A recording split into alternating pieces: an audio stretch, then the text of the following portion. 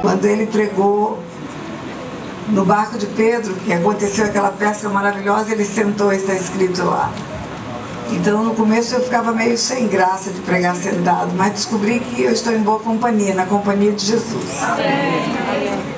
E eu sugiro que os pastores sentem de vez em quando, viu, pastora? Eu quero fazer uma oração também. Pai, muito obrigada pelo privilégio de vir aqui, Senhor, servir essa igreja, esse grupo, esse povo que se chama pelo Teu nome. É honra para mim, Senhor, servir aos santos que se unem neste lugar. E eu quero, papai, em nome de Jesus, que o Senhor me use para o louvor da Tua glória. O Senhor fale comigo e fale através de mim, para que a minha passada por aqui seja verdadeiramente uma agenda do Senhor. Não seja um plano humano, mas o Senhor esperou esse tempo para me trazer, e o Senhor vai me dar, nesse tempo, alegria de ser boca Tua neste lugar, papai. Usa-me pelo louvor da Tua glória, é o que eu te peço, em nome de Jesus. Amém, amém, amém. Eu sou uma contadora de histórias. Quem me segue nas redes sociais aqui? Levanta a mão. Oh, mas é muita gente. Que bom, então vocês me conhecem, né? Sabe que eu conto muitas histórias, eu gosto de contar histórias. Jesus falava através de parábolas, não é? E eu entendo que histórias vão apresentando aquilo que Ele tem para nós. Mas eu não vou contar uma história fictícia, eu vou te contar uma história bíblica. Uma história da Palavra de Deus. E você conhece essa história por demais. Todo mundo conhece essa história, até quem não é cristão conhece, porque é uma história que ficou conhecida no mundo. É a história de um rei chamado Davi. E essa história começa quando ele era um menino ainda. Ele era um garoto. Eu acredito que ele não tinha mais do que 14 anos. Ele estava na casa do seu pai, ele era um pastorzinho de ovelhas. Ele cuidava de ovelhas no campo. Esse era o papel dele. E havia um rei em Israel, um rei muito importante. O povo de Deus escolheu um rei. Quando eles entraram na Terra Prometida, Deus não queria que eles tivessem um rei humano, porque Deus mesmo queria dirigir aquele povo. O próprio Deus queria governar aquele povo. Mas aquele povo via por onde passava reis governando e pediram um rei. E Deus deu um rei. Deus atendeu à vontade do povo. E deu Saul. Saul era o rei. Saul era um homem alto, forte, bonito, inteligente.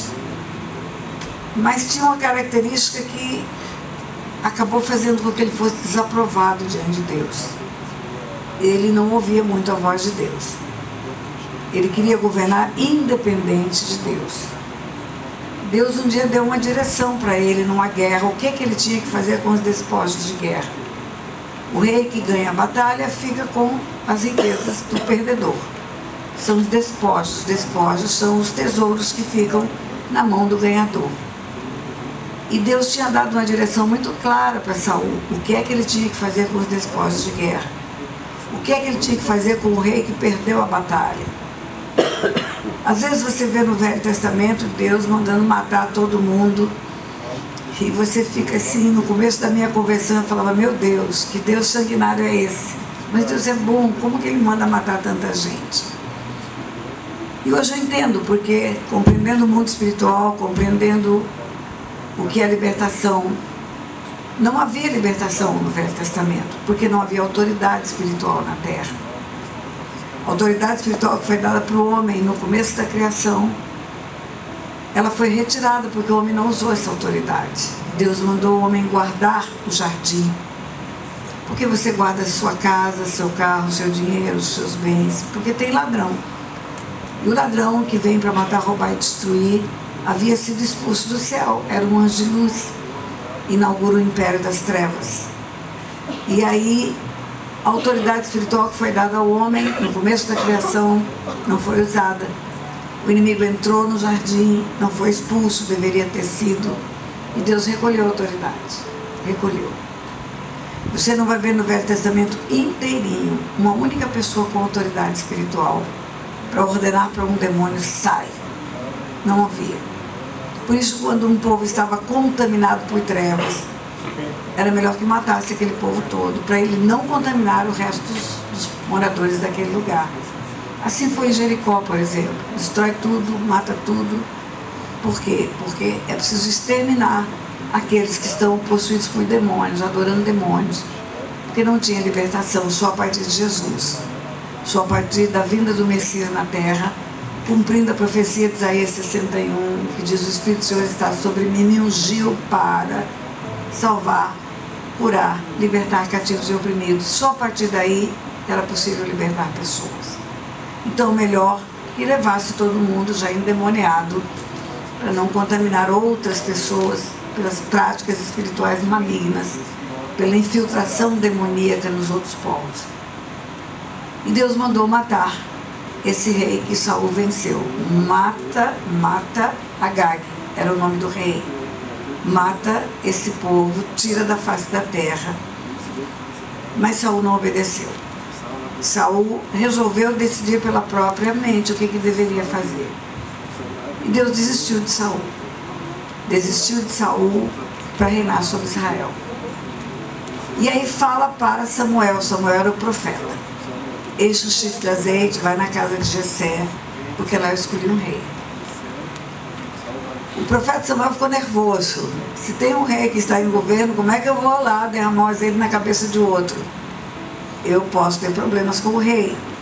Mas Deus é um estrategista. Ele não mandou Samuel mentir, mas ele mandou Samuel dizer que ia celebrar. Ia fazer uma celebração. E que honra receber o profeta Samuel.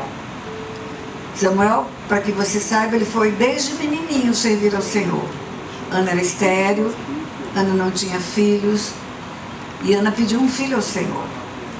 Por muitos anos Ana foi espezinhada por uma rival.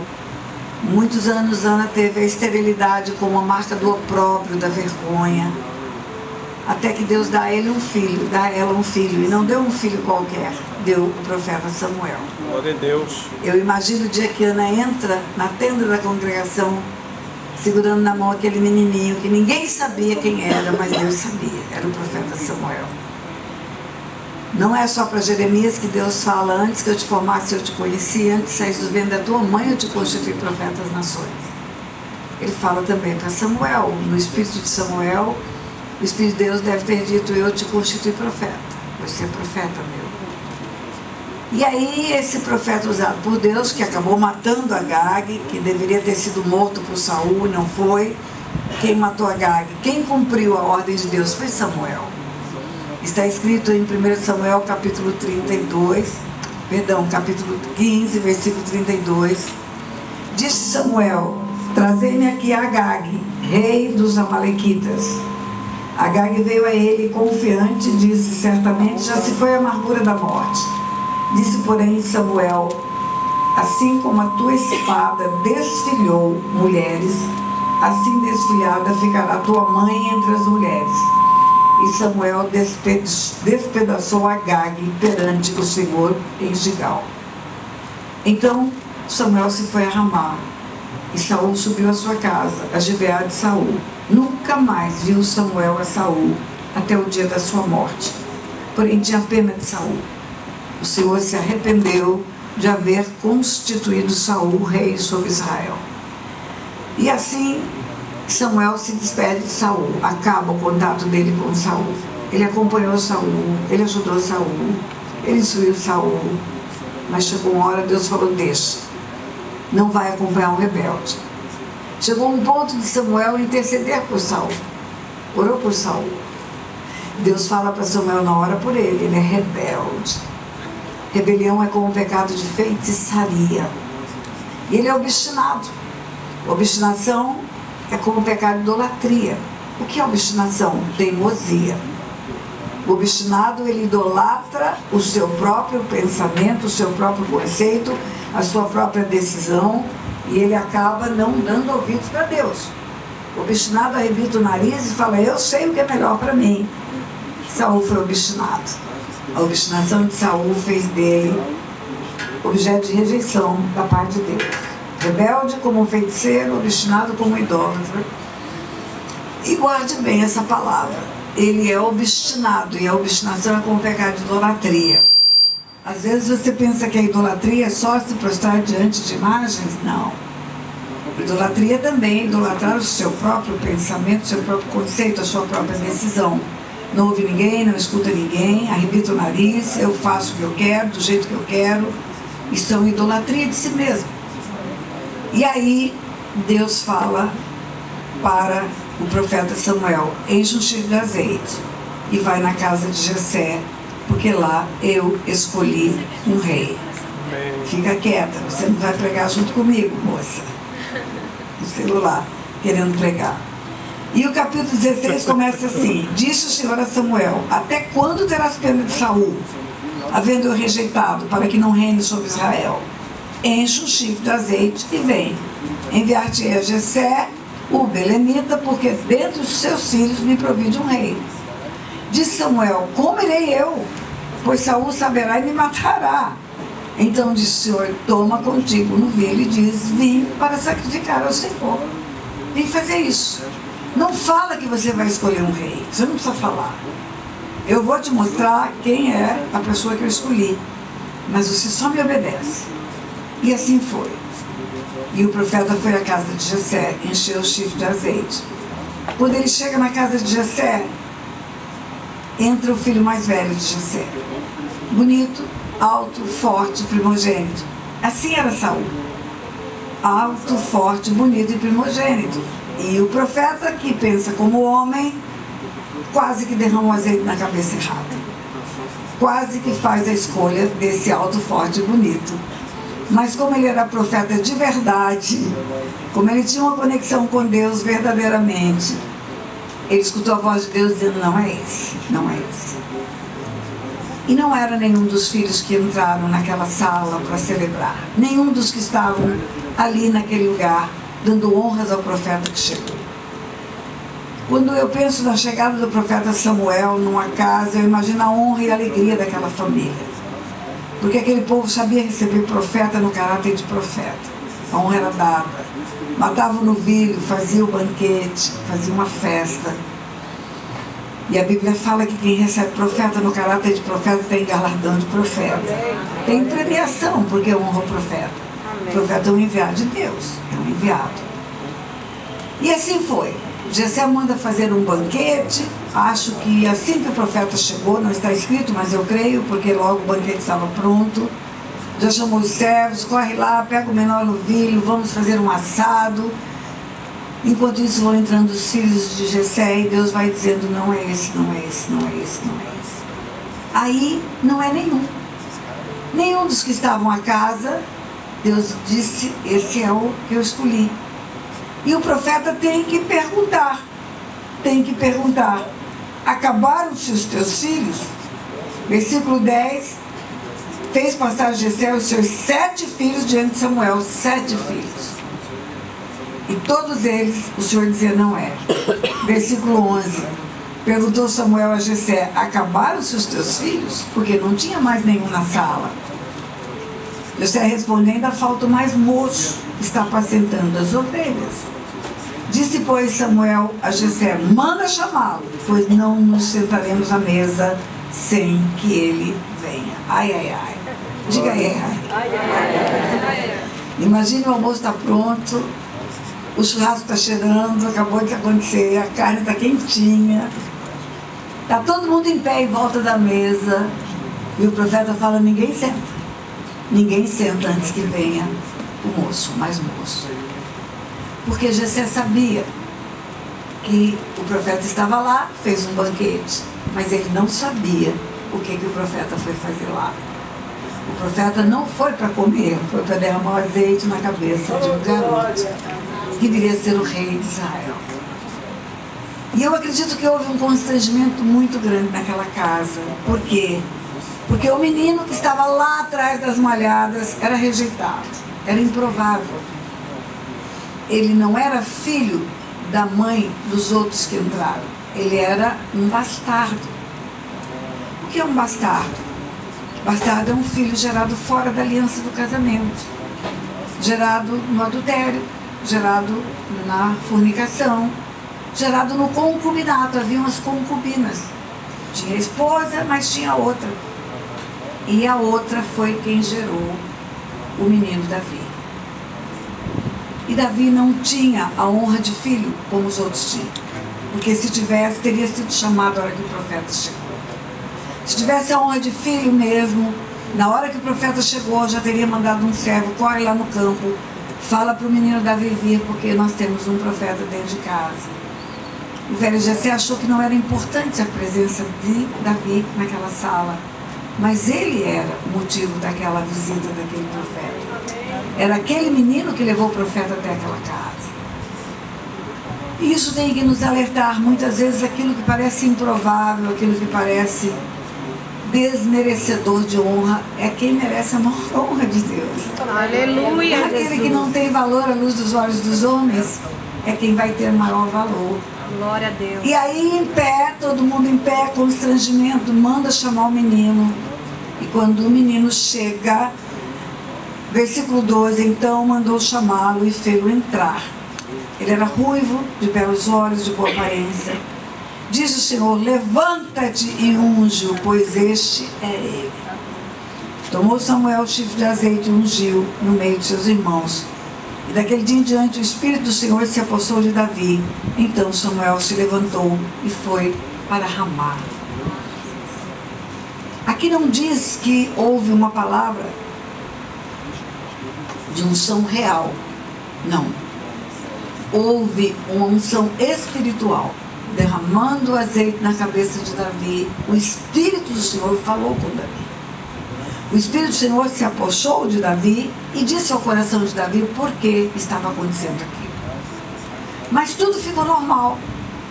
Davi não se levantou e disse: oh, agora eu sou o cara.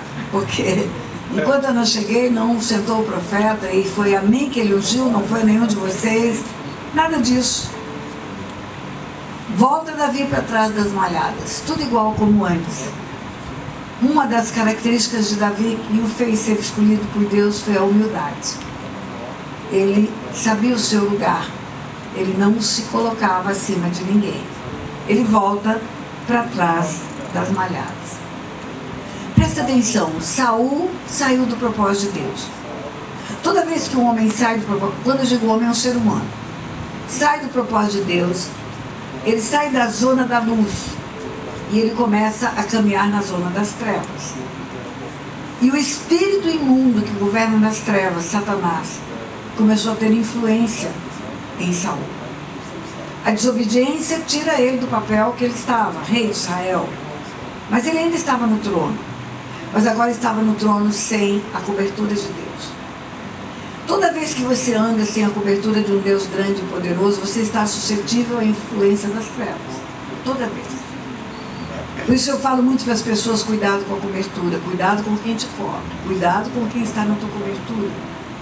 Porque quando você está descoberto espiritualmente, você está vulnerável.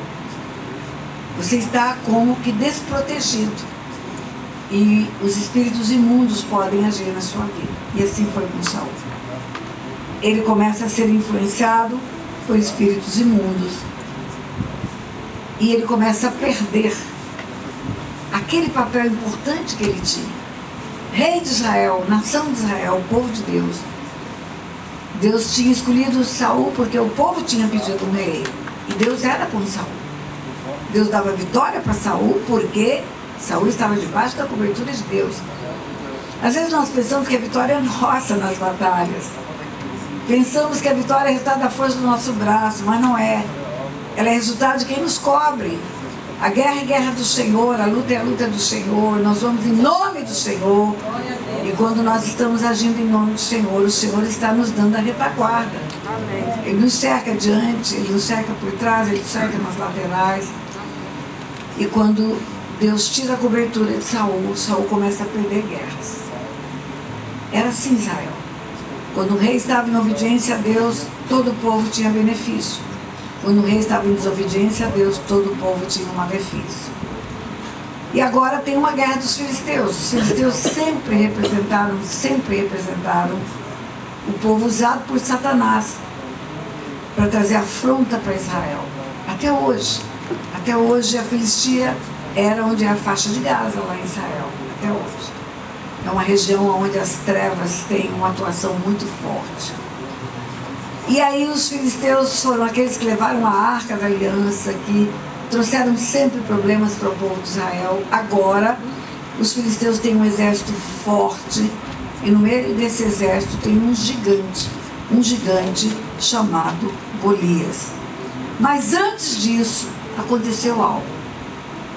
À medida que Saul permanecia na desobediência, o que é permanecer na desobediência? É não se arrepender da desobediência. O arrependimento é eficaz para cancelar o pecado.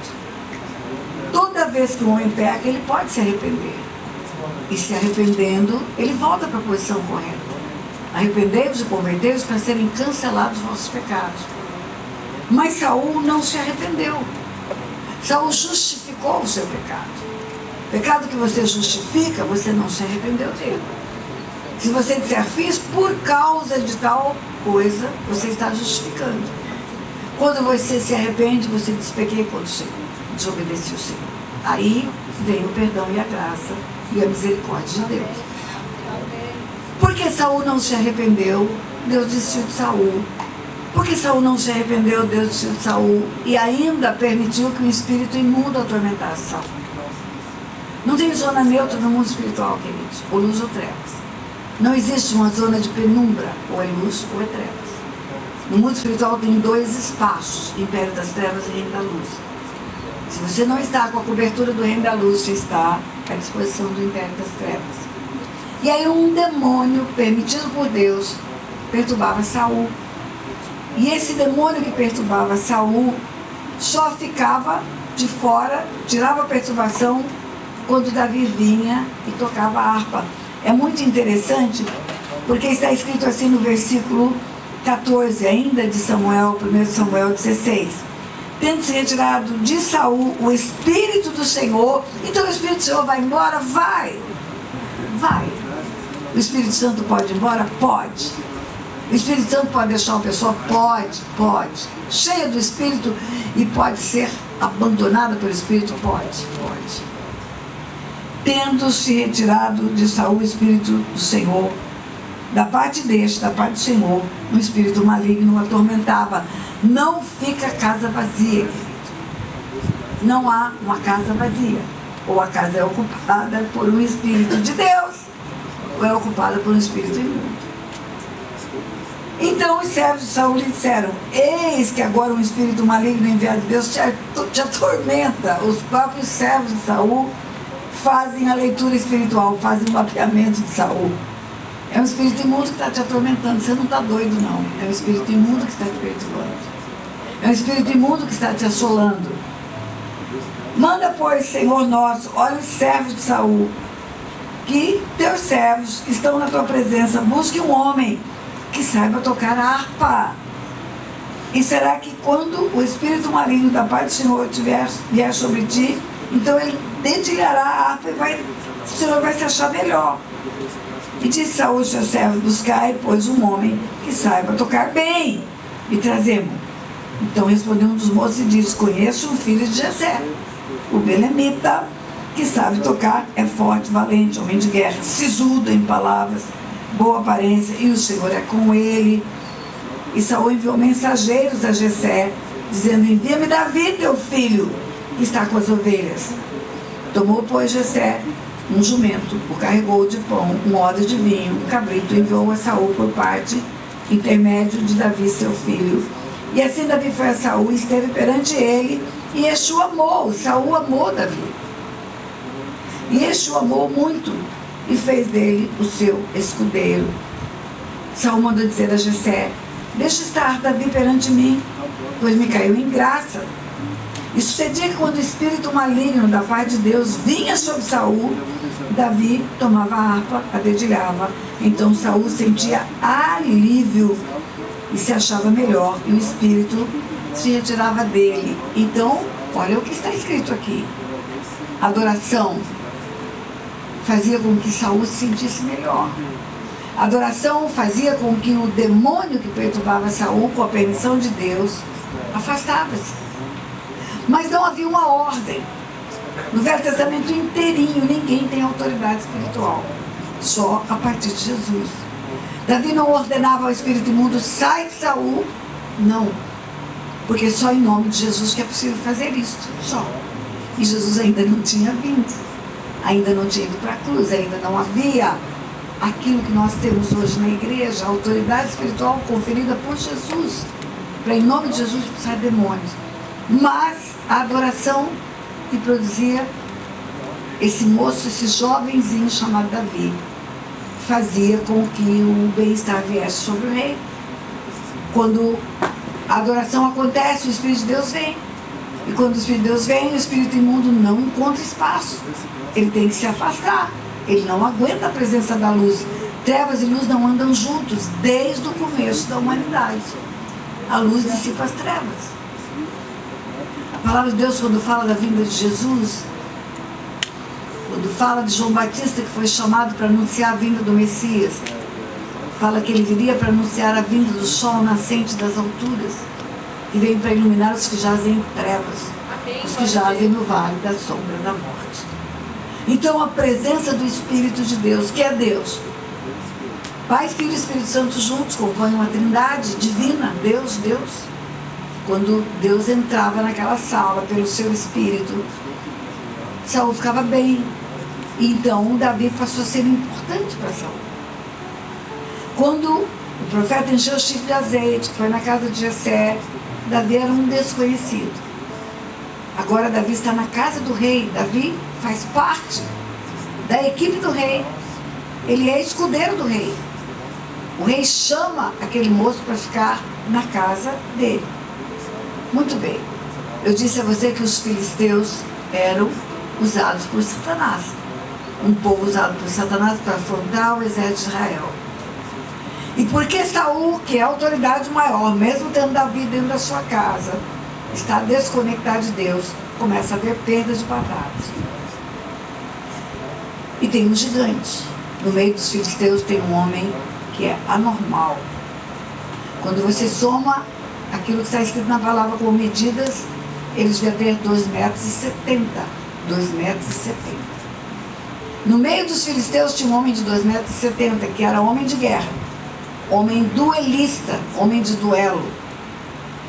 E aí o exército de Israel está num lugar, e o exército dos filisteus está no outro lugar, e pela narrativa era um monte aqui, um monte ali, no meio uma campina, no meio uma parte plana, um monte aqui está um exército, um monte ali está outro exército. E esse exército está afrontando o povo de Israel. 40 dias e 40 noites. O gigante desafiando que um único homem do exército de Israel brigasse com ele para não precisar haver guerra entre os demais. Vamos fazer um duelo, eu e um homem só. Davi volta para a casa do pai. Davi volta para trás das malhadas. Davi ficava lá no aposento do rei quando o rei passava mal, mas voltava para trás das malhadas. Voltava para Belém, voltava para a casa do seu pai. E a guerra está acontecendo, e Davi é tão jovem que não tem idade para estar na guerra. Só os 3 irmãos mais velhos, só. Todos os jovens de Israel foram convocados para aquela guerra, todos. Por quê? Porque estavam envergonhando o exército de Israel. E aí o pai de Davi resolve mandar uma mensagem. Ele diz assim, agora é capítulo 17, versículo 17. Disse Jessé a Davi, seu filho, leva peste para teus irmãos, um efa deste trigo tostado, e esses 10 pães, corre levá-los ao acampamento a teus irmãos. Porém, a esses 10 queijos, leva-os ao comandante de 1000.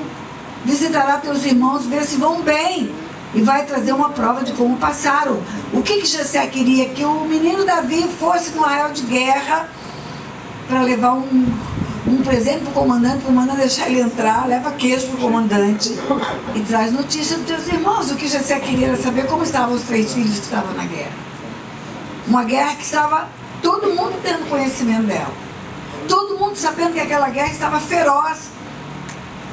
Não tinha um tiro dado ainda, não tinha uma lança ainda, era arma branca, nenhuma flecha, nenhum arco. Mas está todo mundo ali em ebulição, daqui a pouco vai ser um contra o outro e vai matar. Os meus filhos estão lá, eu quero notícia deles. a Bíblia fala que vinha descendo o gigante filisteu. O gigante filisteu começa do alto da montanha, aquele gigante agora está avançando. E o exército de Israel está recuando. E vem descendo o gigante filisteu. Já desceu, já passou na campina, agora vem subindo o gigante filisteu. Está cada vez mais próximo do exército de Israel. E o exército de Israel acuado, medroso, sem coragem. Nessa hora Davi chega. É nessa hora que Davi chega, o menino de recado.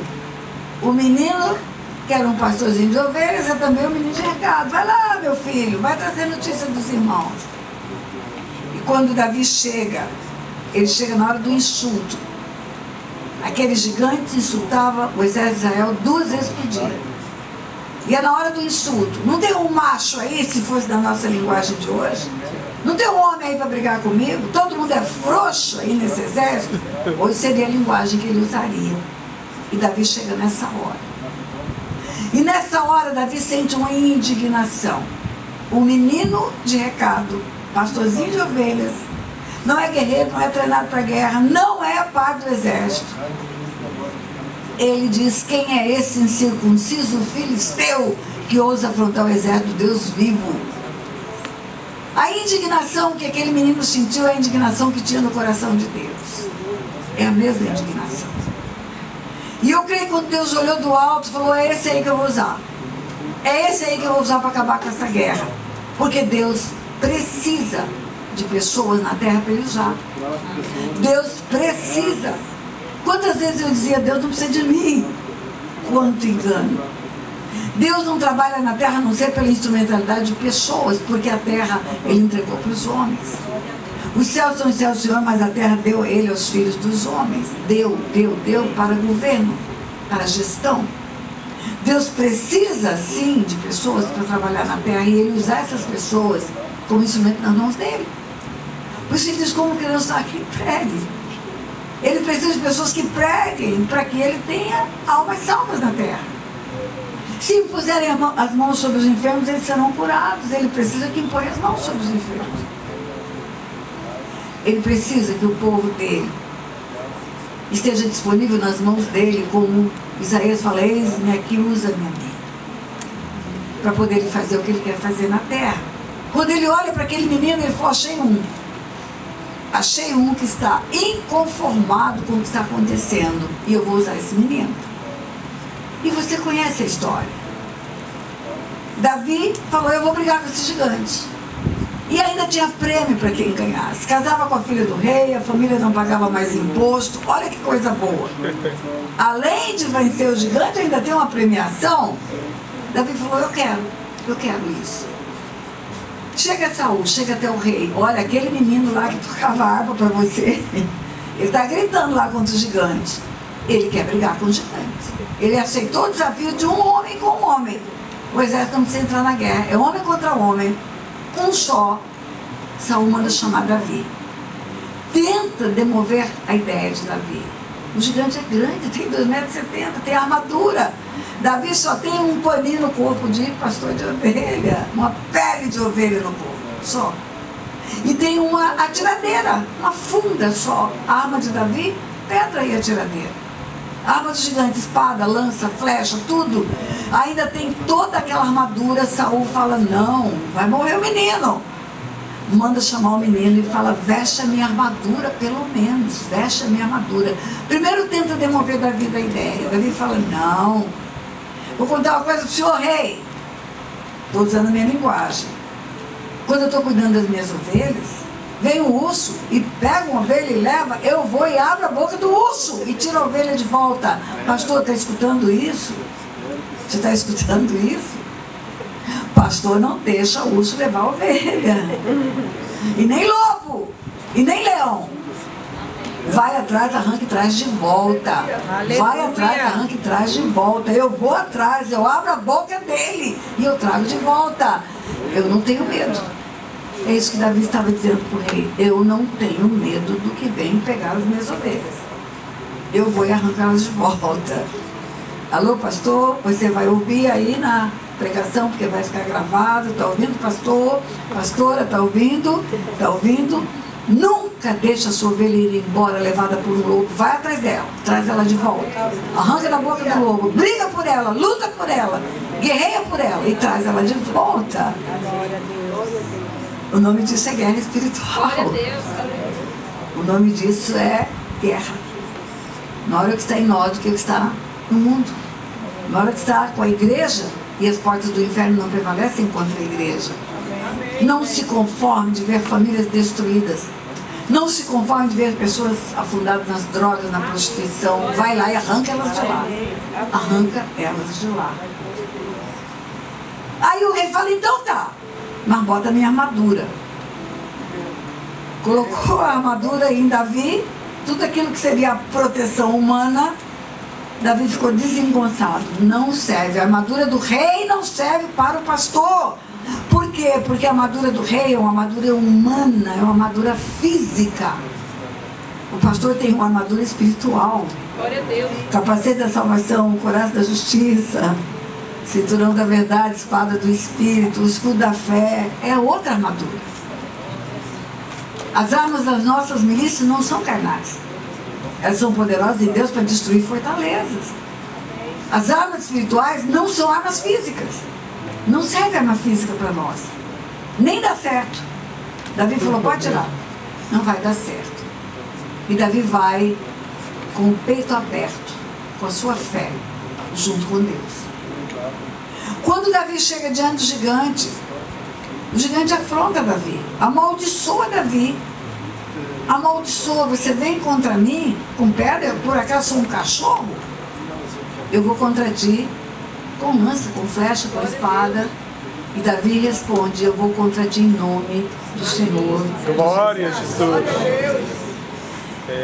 Se você entende de física, leis do mundo natural, você sabe que uma pedra joga uma pessoa para trás. Uma pedra impulsiona de costas. Mas não foi de costas que o gigante caiu, foi de cara no chão.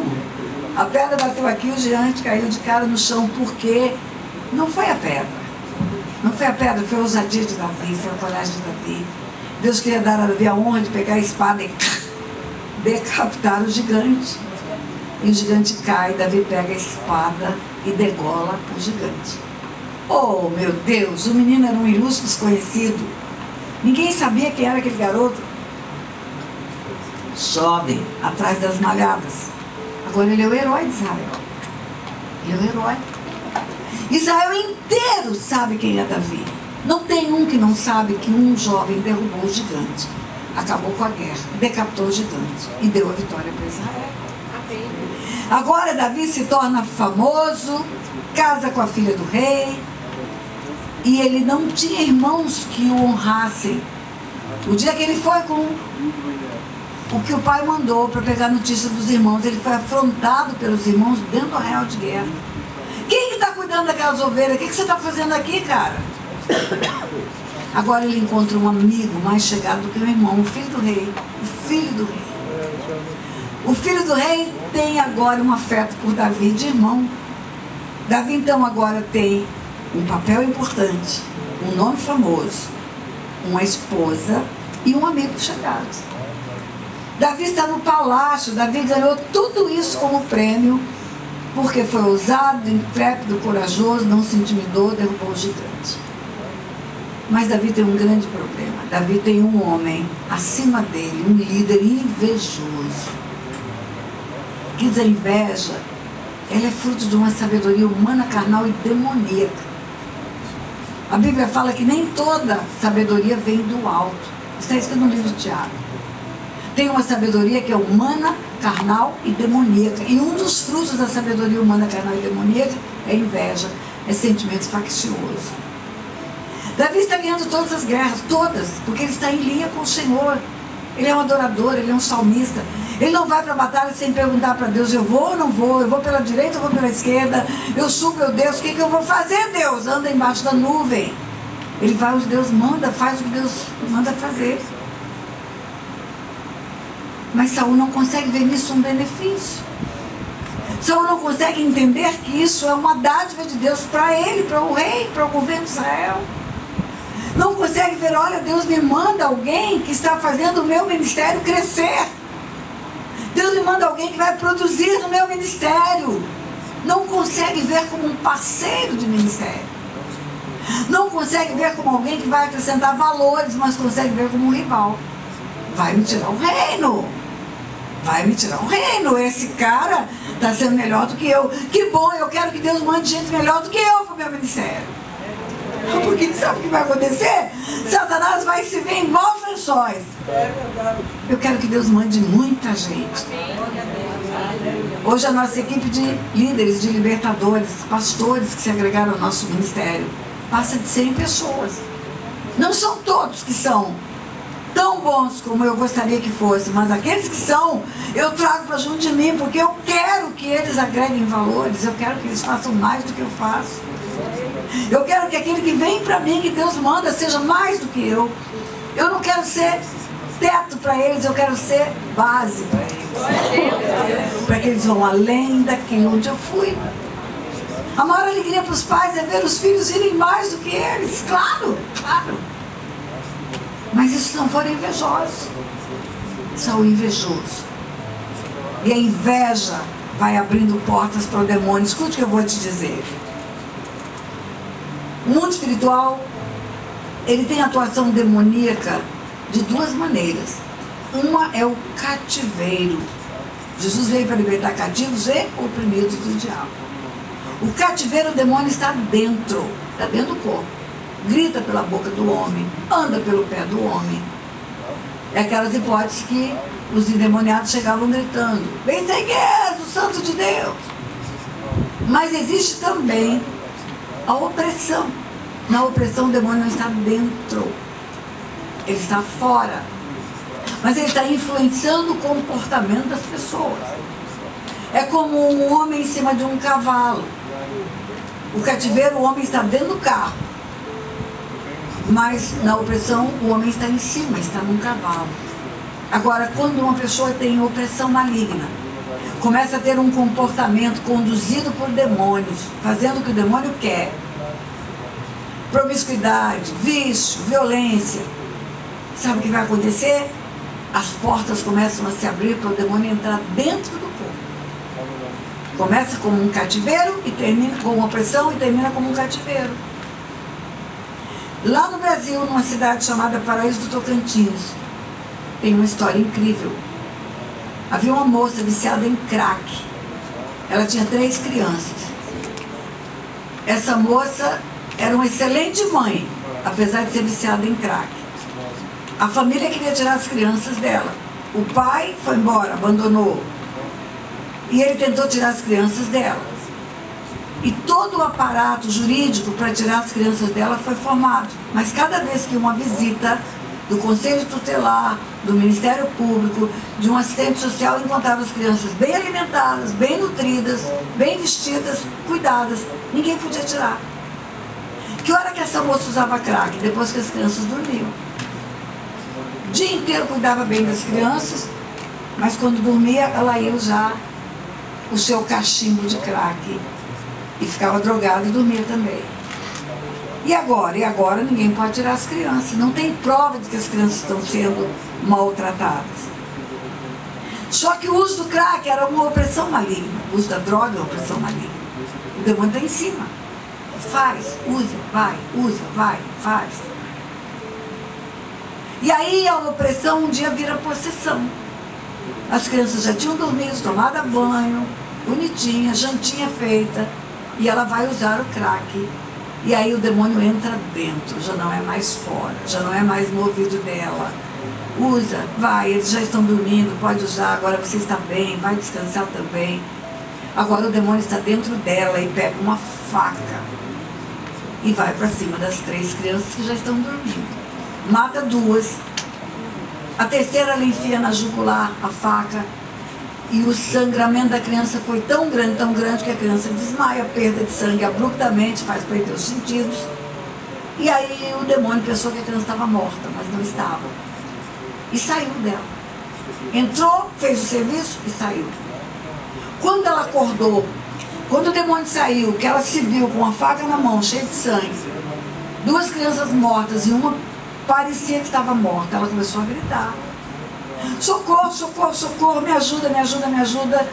Aí vem o vizinho, ela tem que abrir a porta para o vizinho entrar, porque a porta estava trancada do lado de dentro. Mataram meus filhos, mataram meus filhos, mataram meus filhos. Mas não tinha ninguém na sua casa, só tinha você. Não, não, mas não fui eu, não fui eu, não fui eu. Não fui eu. Essa moça até hoje fala que não foi ela.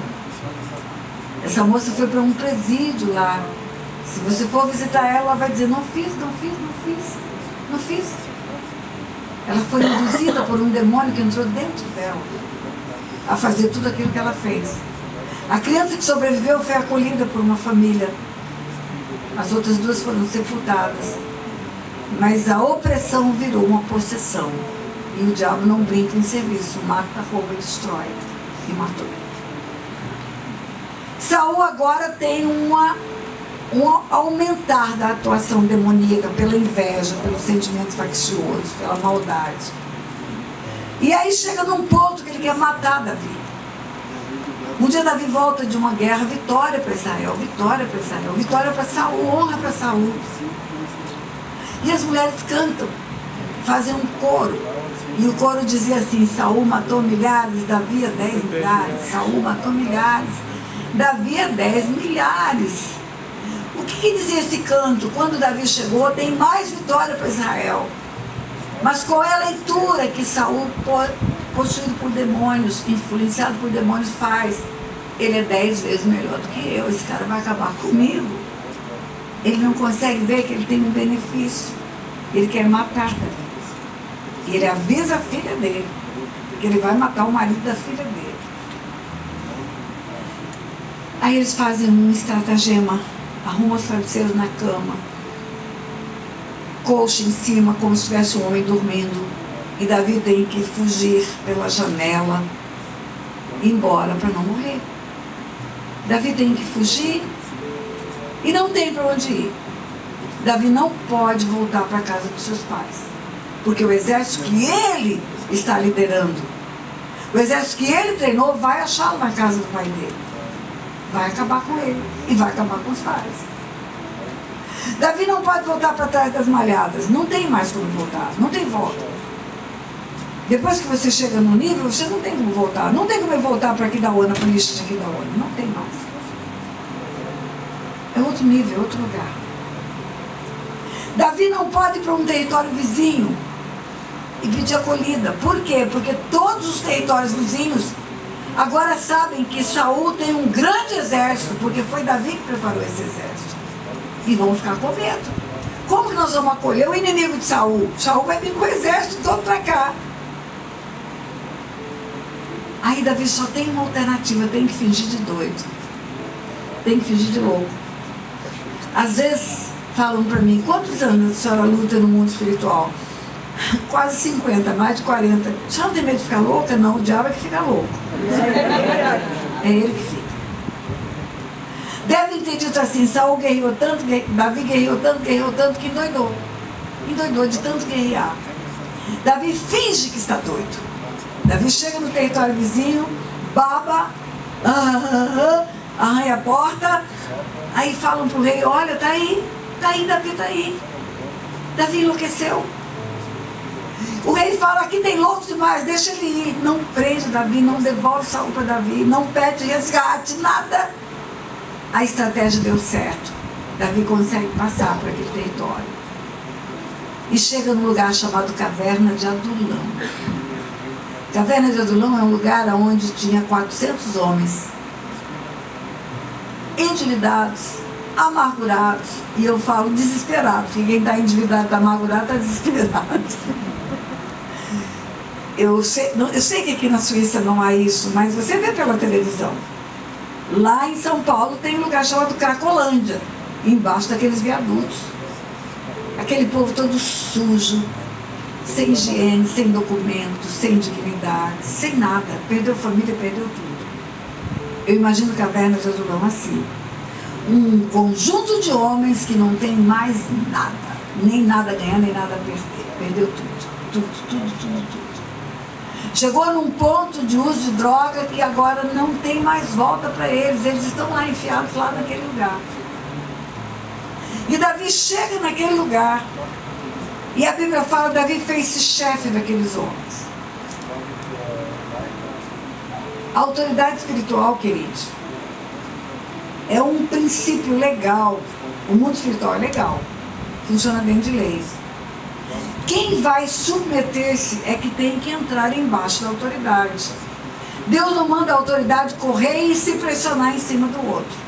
Deus não fala, por exemplo, maridos impõem sobre as vossas mulheres. Ele fala, mulheres submetam-se aos vossos maridos. É você que escolhe ficar embaixo. Não é a autoridade que escolhe ser autoridade, é você que escolhe entrar e sair. É você que escolhe obedecer, ficar ou não ficar. Quando fala de autoridade de governo, Deus não fala, governos impõem-se sobre os povos, mas fala, povos submetam-se aos governos.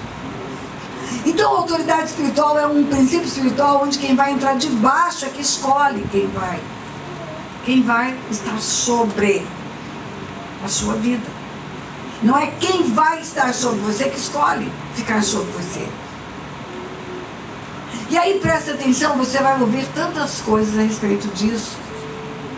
Por exemplo, tem gente que fala, não pode sair debaixo da minha cobertura, não pode sair debaixo da minha cobertura, porque senão você vai ser amaldiçoado, você tem que ficar debaixo da minha cobertura. Não, isso não existe.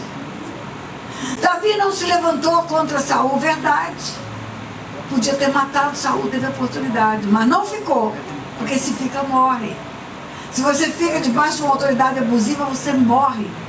Não só fisicamente, morre espiritualmente também. Se você fica debaixo de uma autoridade que não tem capacidade de reconhecer o seu chamado, o seu propósito, você não nasceu só para ficar debaixo de alguma pessoa. Você nasceu para cumprir um propósito na terra. Glória a Deus, aleluia. Cada um de nós tem um propósito a cumprir. Se fica, morre. Se fica, morre. E quando fala Davi fez-se chefe daqueles homens, eu creio que não é Davi que chegou e falou, eu vou chefiar vocês. Porque Davi sabe como é princípio espiritual. Davi tinha conexão com Deus. Eu creio que aqueles homens sabiam quem era Davi. Aqueles homens, a notícia corria. Esse é o cara que derrubou o gigante. É ele. É ele que chegou aqui. Vem nos chefiar. Eu creio que foi assim. Queremos a tua cobertura. Queremos a tua proteção. Vem para nós. E a Bíblia fala que Davi começou a fazer daqueles homens um novo exército. Um novo exército. O dia que o profeta foi encher o chifre de azeite, foi na casa de Jessé, o Espírito de Deus falou para Davi, você vai reinar sobre Israel. Você vai reinar. O Espírito de Deus deu a Davi o conhecimento do que haveria de acontecer no futuro. Por quê? O profeta esteve lá. E eu creio que quando Davi chegou naquela caverna de Adulão e tinha um exército muito bom atrás dele, Davi pensou, um dia eu vou ser rei em Israel e eu vou ter que treinar um novo exército a partir desses homens amargurados, endividados e eu digo desesperados. Eu vou começar a fazer um exército. Mas o que eu quero dizer para você é o seguinte, na verdade a raiz dessa pregação, a chave dessa pregação é o seguinte. O que você acha que Davi poderia responder para aqueles homens, 400 homens que estavam ali? O que talvez um de nós responderia para eles quando eles disseram, vem nos chefiar? Olha, vocês não têm noção do que eu estou vivendo. Eu estou vivendo o pior momento da minha vida. Eu perdi tudo. Eu perdi a esposa que ficou para trás. A família ficou. É minha esposa. Não posso mais voltar para ela. Ela é filha do rei, o rei quer me matar. Talvez dissesse assim, o meu melhor amigo, que é o filho do rei, nunca mais eu vou ver. Perdi a esposa, perdi o melhor amigo. Não posso voltar para a casa dos meus pais, porque senão eles vão morrer junto comigo. Não posso voltar. Ninguém vai dar emprego para um doido, porque todo mundo acredita agora que eu sou maluco. Quem que vai dar um exército para eu chefiar? Uma empresa para eu administrar? Um lugar para eu governar, um ministério para eu abrir a porta? Ninguém vai dar, eu sou doido. A minha fama de doido já chegou. Talvez Davi dissesse assim, eu não confio mais em ninguém. Porque um dia, um rei que me chama para trabalhar com ele, um líder me chama para trabalhar com ele, não deu honra a tudo que eu fiz. Eu fui honesto, fui leal, eu fui cumpridor do dever, e esse cara ainda quer me matar? Eu não confio em homem mais não. Não confio em homem, não acredito mais em homem. Talvez Davi pudesse dizer assim: olha, sinto muito, eu estou pior do que vocês. Vocês estão com tantas coisas acontecendo na vida de vocês, mas a minha história é pior do que a de vocês. O meu fracasso é maior do que o fracasso de vocês. Eu não tenho nada para oferecer para ninguém. Mas não foi nada disso que ele falou. Sabe o que Davi fez? Davi escreveu o Salmo 34. E quando você lê o Salmo 34, meu Deus, você fala, esse cara que escreveu isso aqui está no melhor momento da vida dele. Está no melhor momento da história dele. Seria usado por qualquer um que fala de autoestima, para dar uma aula de autoestima. Para qualquer um que fala de pensamento positivo, dar uma aula de pensamento positivo. De levantar uma pessoa. Olha o que ele escreveu.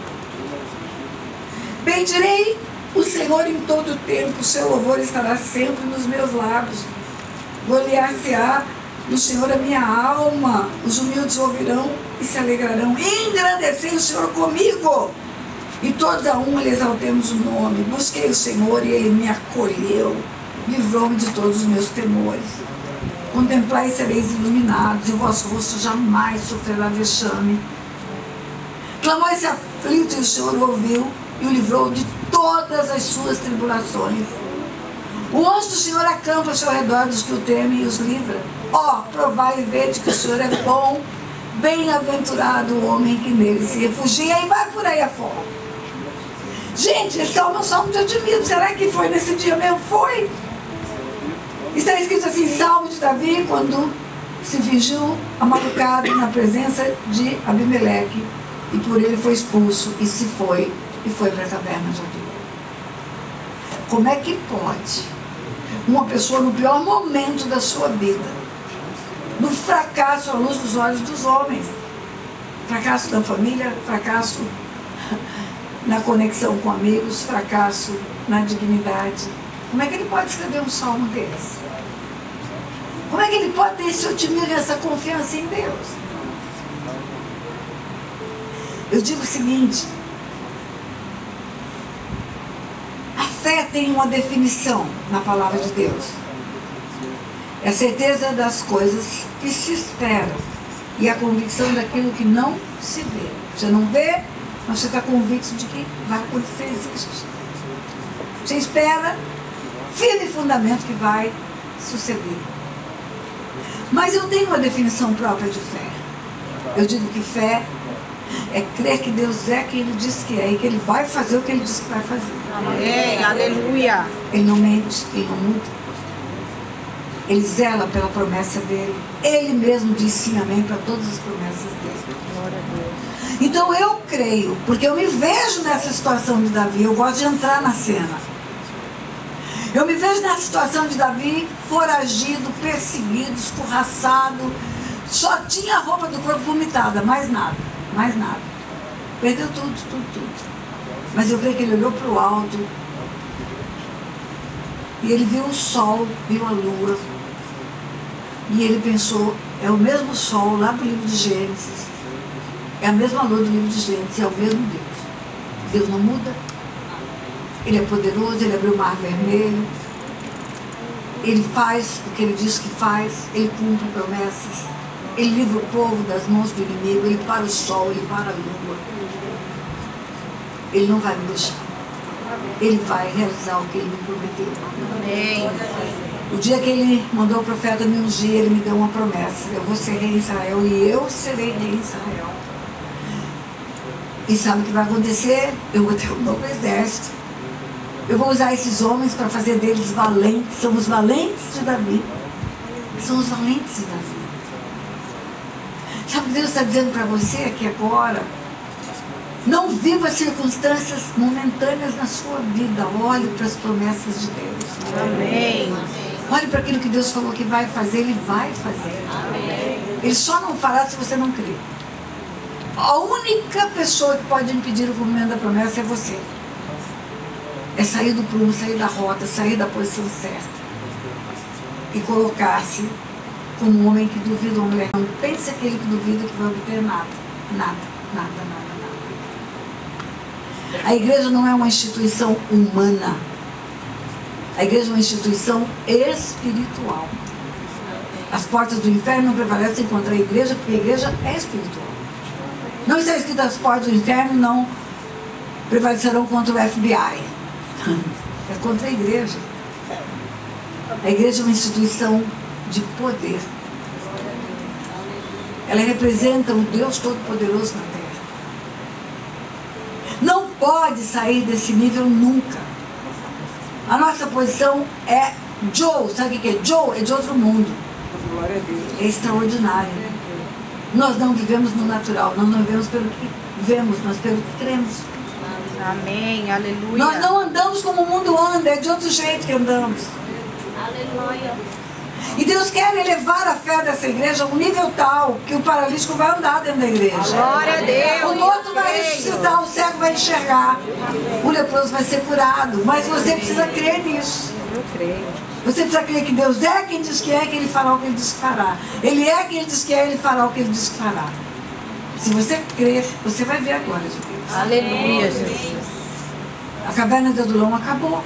Davi levantou um exército. Eles tiveram que guerrear com mercenários até Saul morrer. Davi não matou Saul, mas Deus matou Saul.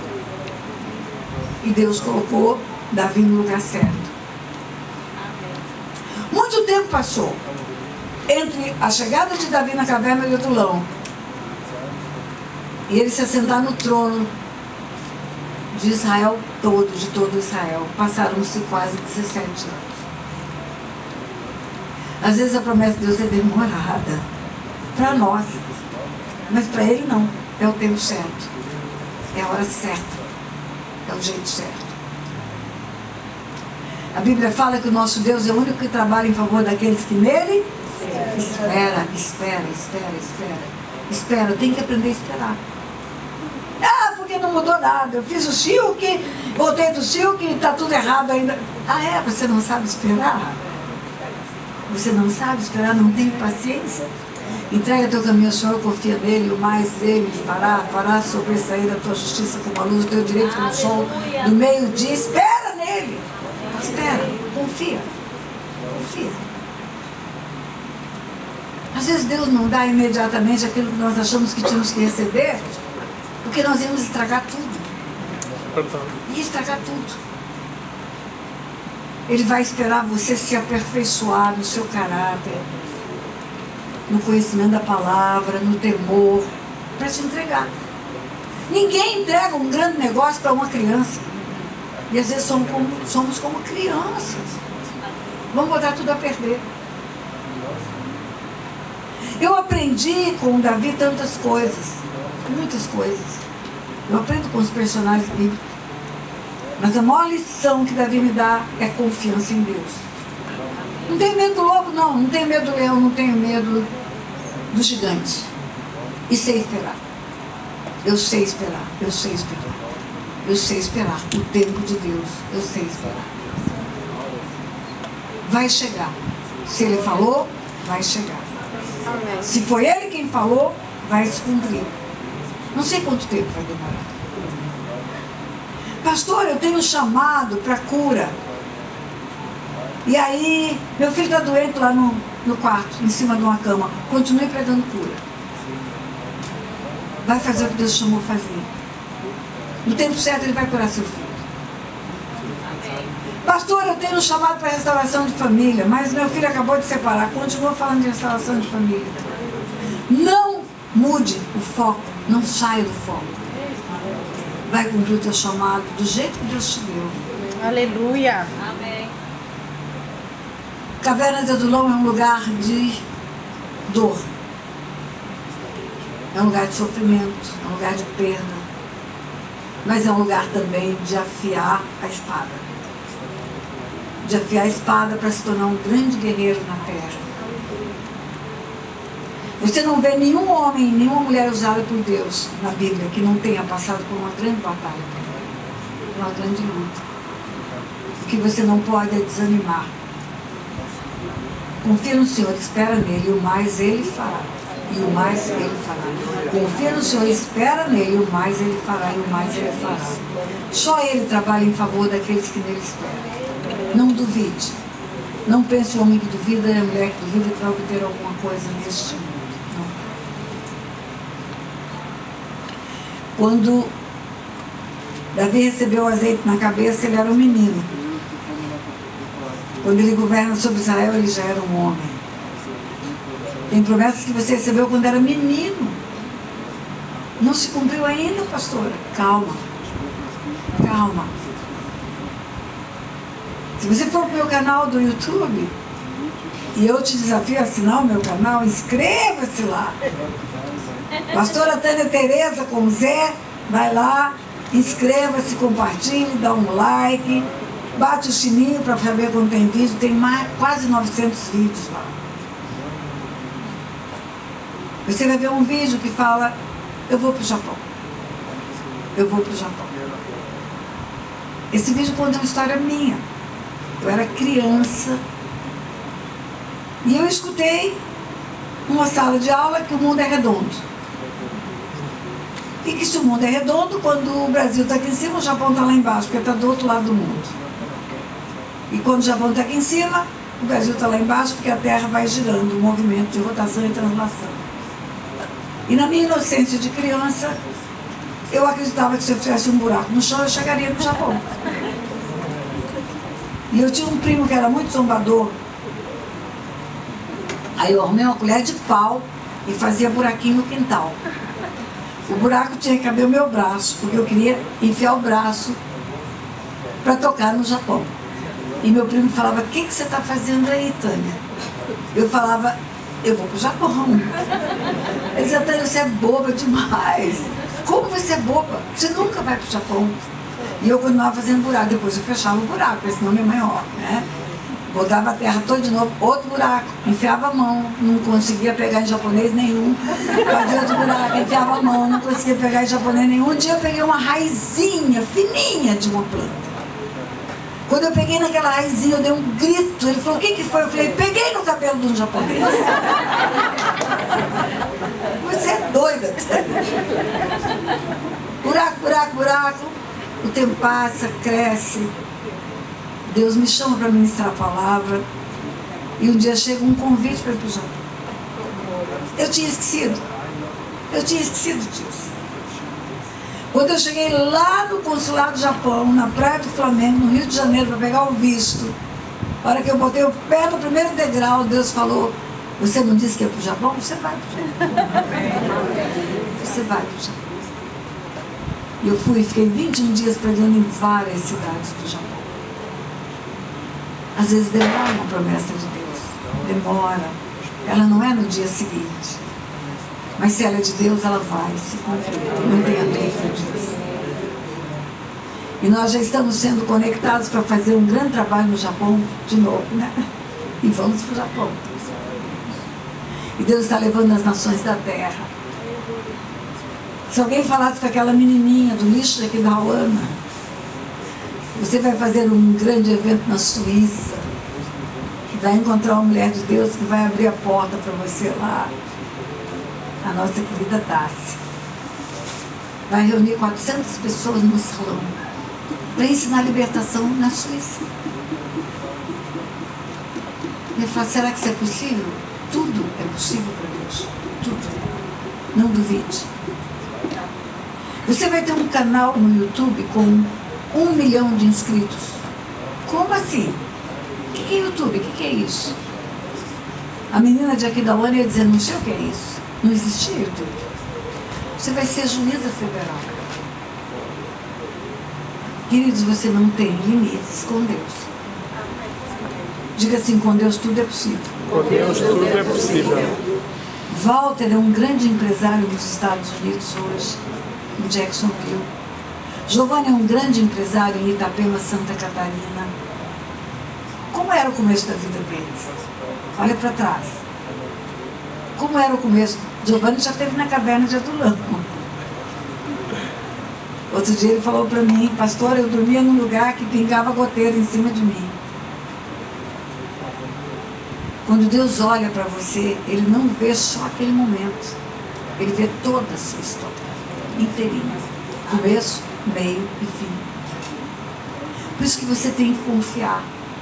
Por isso que você não pode desistir. Por isso que você tem que ser como Abacuque. Ainda que a figueira não floresça, não haja fruto na vide, o produto da oliveira minta, ainda que eu fique todo endividado, ainda que tudo caia por terra, ainda que tudo errado, eu vou confiar. Eu me alegro nele. Porque ele é o Senhor do Deus. E da minha vida também. Curva a sua cabeça. Pai, eu não sei porque o Senhor mandou essa palavra aqui, mas o Senhor sabe. O Senhor sabe exatamente porque o Senhor determinou que falasse sobre isso. Talvez para uma única pessoa que esqueceu dos sonhos que tinha, esqueceu das promessas que tinha, desistiu de esperar. Ou talvez mais de um ano. Mas eu quero dizer, papai, para o Senhor que eu sou uma prova viva da tua fidelidade de cumpridor de promessas. Eu sou uma prova viva de que o Senhor muda histórias. O Senhor não trabalha nas circunstâncias. O Senhor tirou José de uma cova, onde só podia haver chacais, serpentes, escorpiões, e levou ele para governar o Egito. O Senhor tirou Davi da caverna de Adulão e colocou ele para reinar sobre Israel. O Senhor me tirou do lixo de Aquidauana e está me levando às nações da terra. O Senhor não tem limites. Não tem limites. Quando o Senhor determina, assim é e assim será. Nada pode impedir os seus planos, nada, a não ser a nossa incredulidade. Então, papai, queremos renunciar à incredulidade. Queremos desistir dessa dúvida que temos. E queremos abrir a boca para dizer, eu creio que Deus é quem diz que é e fará o que Ele diz que fará. E se o Senhor falou, vai se cumprir. Vai se cumprir. Nenhum dos teus planos serão frustrados, nenhum, papai, nenhum. Obrigada por essa palavra, obrigada por isso, papai, que o Senhor está fazendo nessa manhã. Levanta teus filhos e tuas filhas, papai, com fé, coragem, ousadia, para prosseguirem na caminhada deles nesta terra até o cumprimento pleno da tua promessa, papai. Em nome de Jesus. Amém? Amém, amém e amém.